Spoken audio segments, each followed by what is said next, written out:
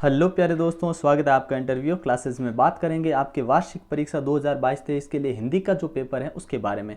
किस प्रकार का पेपर आएगा, कैसे पेपर आएंगे। तो अगर आपने पहले जिन जिलों में पेपर हो रखे उनके वीडियोस अपलोडेड है, ठीक है। इस वीडियो के डिस्क्रिप्शन में आपको एक लिंक मिलेगा जहाँ पे हिंदी प्लेलिस्ट लिखा हुआ है, उस पर क्लिक करते ही आपको सारे जो इंपॉर्टेंट क्वेश्चन है, आपके निबंध कौन सा आएगा एग्जाम में, किस टाइप का आएगा, आपको पत्र कैसे याद करने हैं, एप्लीकेशन कौन कौन सी इंपॉर्टेंट है आपके लिए, पर्यायवाची शब्द हो गए, एकार्थी अनेकार्थी शब्द हो गए, विलोम शब्द हो गए, श्रुति सम भिन्नार्थक शब्द हो गए, सारे कॉन्सेप्ट एकदम क्लियर किए हुए हैं, ठीक है ना। और 2-4 प्रकार के अगर आप पेपर देख लेते हैं 2-3 जिलों के, तो फिर आपकी कोई दिक्कत आने वाली नहीं है, ठीक है ना। तो ये हिंदी का पेपर बहुत इंपॉर्टेंट है आपके लिए, ठीक है ना। बिल्कुल ओरिजिनल पेपर है, ये जिलों में आया हुआ है, तो आपके भी ऐसा ही पेपर आ सकता है, ठीक है। तो हल्का फुल्का चेंज जरूर होगा, लेकिन पैटर्न सेम है, सिलेबस सेम है, तो पेपर में कुछ ज़्यादा चेंज होने वाला नहीं है, ठीक है ना। चलिए देखते हैं जो अपने इंपॉर्टेंट किस प्रकार का ये दिया था, ठीक है। शुरुआत में आपको एक पैसेज दिया और फिर पैसेज के आधार पे आपसे क्वेश्चन पूछे गए हैं। तो उम्मीद करता हूँ वीडियो को पॉज करके आप इस पैसेज को आराम से पढ़ लेंगे, ठीक है ना। यहाँ पे मैं सिर्फ आपको पेपर पैटर्न बता रहा हूँ कि किस प्रकार का आएगा।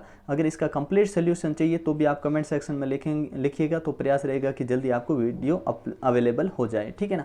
बाकी जो आपके सब्जेक्ट है, चाहे इंग्लिश हो, चाहे आपका विज्ञान हो, सामाजिक हो, सभी के मोस्ट इंपॉर्टेंट क्वेश्चन और जितने जिलों में पेपर हो रहे हैं सारे अपलोडेड हैं और सारे प्लेलिस्ट में आपको मिल जाएंगे, ठीक है ना। तो चैनल पे नए हो तो सब्सक्राइब जरूर करें, दोस्तों के साथ वीडियो को शेयर करें।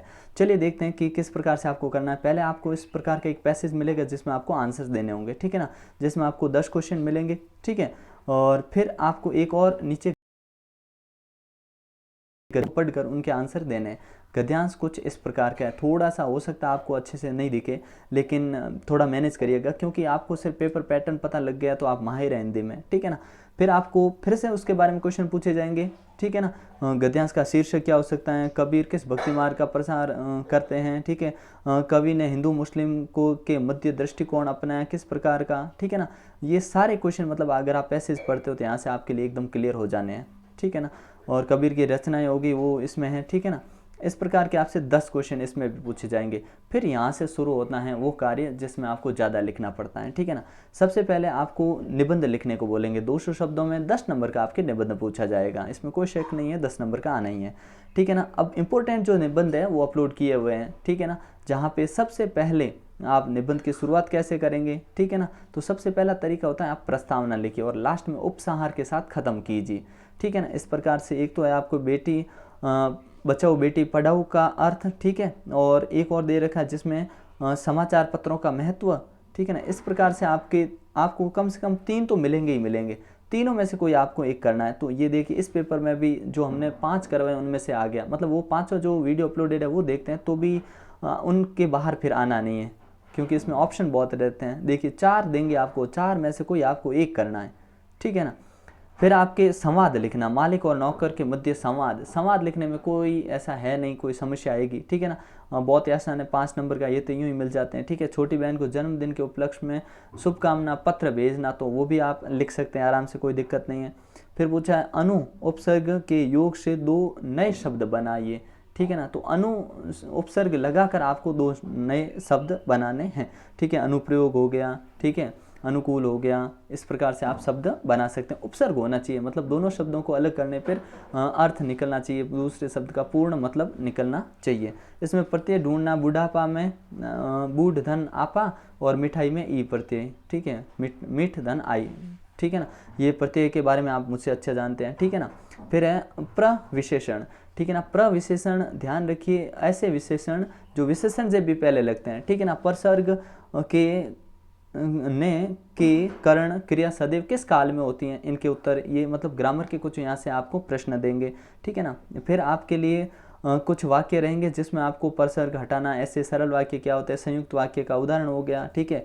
फिर आपसे पूछा गया है कि मिश्रित उपवाक्य किसे कहते हैं, कनक है उसके पर्यायवाची, ये हमने कर रखा है कनक, ठीक है ना, जिसे हम सोना कहते हैं, स्वर्ण कहते हैं कनक को, ठीक है ना। अनाथ और हर्ष के विलोम शब्द पूछा, अनाथ का सनात हो जाएगा, हर्ष का विषाद हो जाएगा, ठीक है ना, ये भी हमने कर रखे हैं। श्रुति सम भिन्नार्थक शब्द पूछा है, तरणी और तरिणी, तो एक का मतलब नाम होता है, एक का मतलब कमेंट सेक्शन में ज़रूर बताइएगा, दोनों हमने कर रखे हैं, ठीक है ना। तो उम्मीद करता हूँ वहाँ से आप देख लेंगे, ठीक है। काम तमाम करना, ये मुहावरे तो मतलब इतने अच्छे से आते होंगे सभी बच्चों को कि इसमें कोई समस्या कभी आती ही नहीं है, ठीक है ना। कहने का मतलब इंग्लिश ग्रामर के जो महत्वपूर्ण टॉपिक है वो यहाँ पे अपलोडेड है, ठीक है ना। फिर आपसे पूछा जाएगा गद्यांश को पढ़कर प्रश्नों के उत्तर देने होते हैं आपको, ठीक है ना। तो इस हिसाब से आपको उत्तर देने, यहाँ से भी अच्छा सरल है नंबर लाने का तरीका, ठीक है। उसके बाद में आपको दिए हुए हैं कि 60 शब्दों में उत्तर देना, यहाँ से आपके प्रश्न उत्तर शुरू होंगे, ठीक है ना। फिर एक आपसे गद्यांश पूछ के प्रश्न उत्तर पूछे जाएंगे उनसे, फिर उसके आधार पे आपसे फिर से सवाल पूछे जाएंगे, ठीक है ना। इस प्रकार का ये पेपर आपके रहने वाला है। फिर आपके जितने भी बुक में प्रश्न उत्तर है उनके हिसाब से बात की जाएगी। जैसे देखिए यहाँ पे 13वें प्रश्न से क्या है, लगभग 60 शब्दों में उत्तर देने हैं, ठीक है ना। 3 प्रश्न हैं, तीनों के उत्तर देने 3-3 नंबर के हो गए, ठीक है। अगला है जो आपको एक बड़ा सा अथवा में सवाल दे रखा है, 14वां और 15वां हो गया। ये सवाल थोड़े अच्छे सवाल और बड़े सवाल है, जो कि बार बार रिपीट होने वाले सवालों में भी ये सवाल है। ये रीढ़ की हड्डी, ये तो पार्ट इतना इंपॉर्टेंट है कि पूछिए ही मत, ठीक है ना, आपको याद कर ही लेना है, ठीक है। और इस प्रकार का ये आपके पेपर रहने वाला है, ठीक है ना। पेपर पैटर्न उम्मीद करता हूँ आपको समझ में आ गया होगा, इसलिए अगले पेपर के लिए ऑल द बेस्ट। और पेपर चाहिए आपको इस टाइप के जिससे आपकी हेल्प हो सके तो कमेंट सेक्शन में ज़रूर लिखिएगा, और पेपर मिल जाएंगे। और बाकी जितने भी सब्जेक्ट हैं उन सभी के आपको यहाँ पे मिल जाएंगे, ठीक है ना। अपलोडेड है, सारा मटेरियल आपके लिए तैयार है, आपको सिर्फ करना क्या है, सिर्फ पढ़ाई पर ध्यान देना, उनको एक एक बार देख लेना है बस, ठीक है। मिलते हैं नेक्स्ट पार्ट में, तब तक के लिए जय हिंद जय भारत।